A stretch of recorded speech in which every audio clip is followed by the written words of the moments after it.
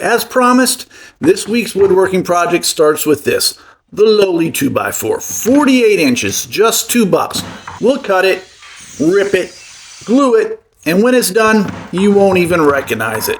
And it'll be better than anything on Etsy for a fraction of the price. Etsy used to be for people who had the passion for what they built. And now, well, mass production has taken over. The quick knockoffs, the quick buck. But today, we break that rule. This build is still quick. This build is still easy. But we're going to take it that extra step. Push it beyond where everyone else stops. In the end, you'll be the judge. Let me know in the comments, did we succeed? And what else could we have done? The plans are in the description. Hit that like, comment, and subscribe if you haven't already, and let's get moving. The 2x4. I have them. I'm going to use them. At the miter saw, I cut the length just so it's easier to handle at the table saw. I have, over the years, gotten comfortable ripping 2x4s into 1x stock, but I don't like doing anything over 2 feet or so.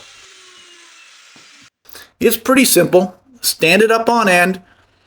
Get the blade smack dab in the middle, then grip, rip, flip, then rip again, splitting the 2x4 in half.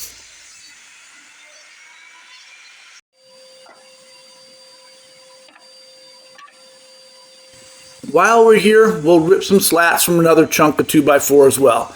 If you follow the channel, you know this is my favorite thing to do, above all else. Creating slats from nothing, from a 2x4. I just love it. 1/4 inch thick, 8 slats from a single 2x4.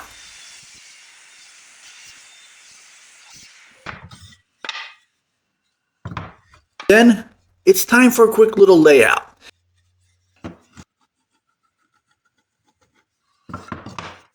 And I think I'll pull an audible here. I want the base to stick out a little from the rest of the frame. The only question is, how much? A 1/2 inch? A full inch? I settle on an inch. 4.5 inches instead of the standard 3.5. A 1x5 for those of you using dimensional lumber. Now, I'll have to glue the 2 pieces together to get it though.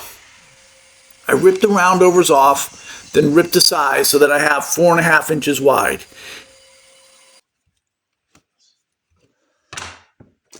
And I would like to thank Alpha Start for sending me this little pocket hole jig. I've never used one. Going to give it a try here though.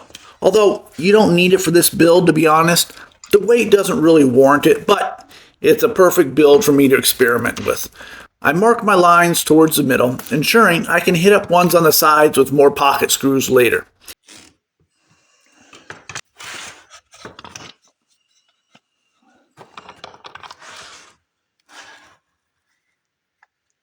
Then line up the jig.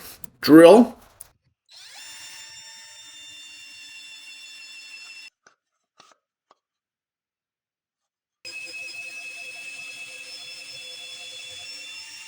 Perfection.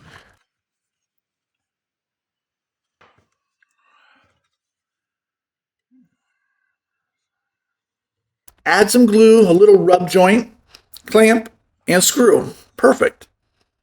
I can see why so many people use them. Again, the pocket holes here are overkill, but I've always wanted to try them out, and this little jig worked slick.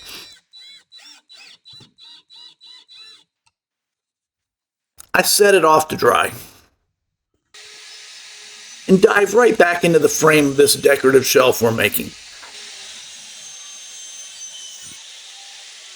I hit scar up for 45-degree angles to finish a basic frame off.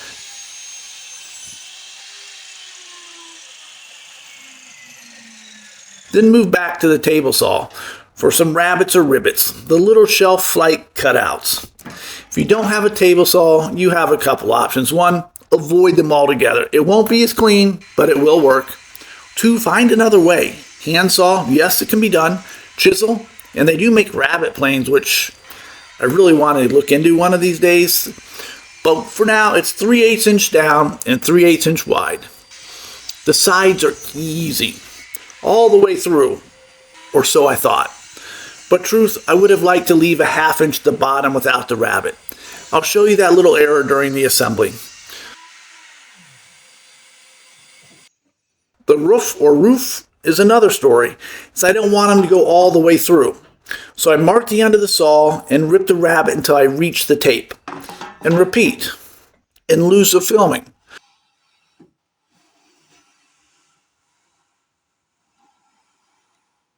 For the other side, I just move the fence over to the left side of the blade and repeat the process.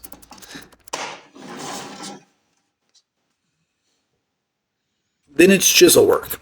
I know a lot of people's eyes glass over when a chisel comes out. They think it takes the quick or the easy out of a build. I guess it really comes down to your definition. For me, quick is an hour or so fading into a late afternoon, minus the glue ups. And easy, well, if I can do it, I figure anyone can. Just take your time. Try to do it smoothly and the best you can.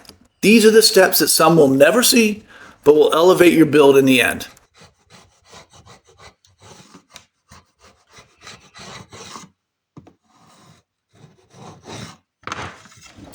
All set, we hit up the Wen, the little bench sander that could.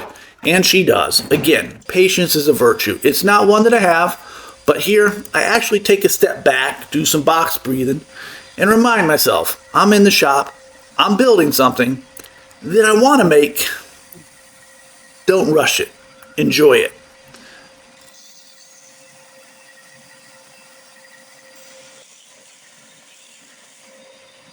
I do the sides and move on to the slats, careful to remove any saw marks as we're not going rustic this time around. Then I break down all the edges. You can't see it yet, but I want these to be a neat little beadboard look when done. Another quick layout to make sure I have the right width.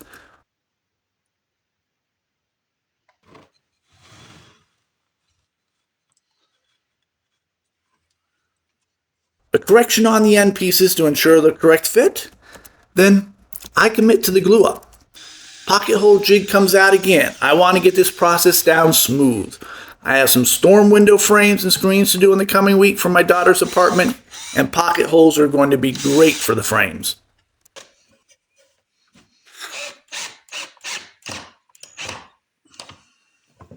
A spacer in the top to keep it all square, a couple of clamps, and we slide her off to dry.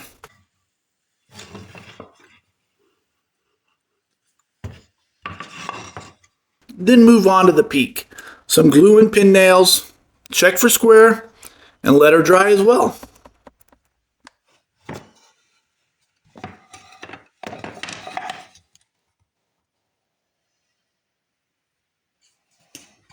Once dry, I hit up the peak again, some more glue and pin nails, and put it all together.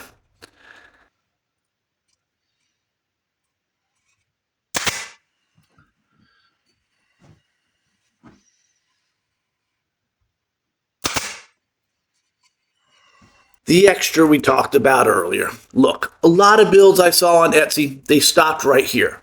Letting the wall where it hung, add the back to it, add the color. And they still wanted $35 for them. I wanted to take it that extra step, add a beadboard look to the back, before applying a two-step heritage colonial inspired finish to this piece. It's just a matter of cutting 45 degrees on each piece. I take my time, cut, and recut, creeping up on the lines. At this point, you can now see my little mistake, the rabbit on the sides.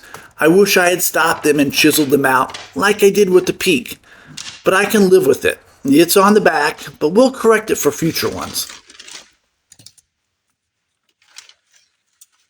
Golden oak. Golden oak.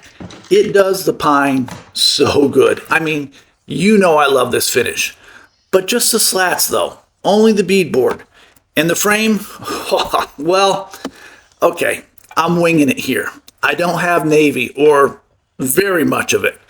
So I'm just mixing up paint as I go. Some blue, yeah, that's way too bright and too metallic. So I add some black, then a little more. Okay, still too much metallic. I have a little bit of flat navy, not much. I add some water, mix it all up in. Yeah, I think we can live with that. Yeah, I think we got it. And here we are. I glued and shot the back on, just some pin nails to hold each slat in place. I love this. No shock there. The colors came out great, maybe a little hint of metallic. So if I decide to throw these up on Marketplace or Etsy, I'll probably go with a chalk paint or milk paint option, even offering up an olive color or maybe forest green. But I love the looks and lines of this piece. How about you? Going to give it a shot?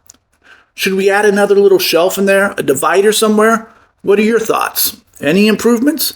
As always, thank you for watching and choosing to spend 15 minutes building with me. Until the next time.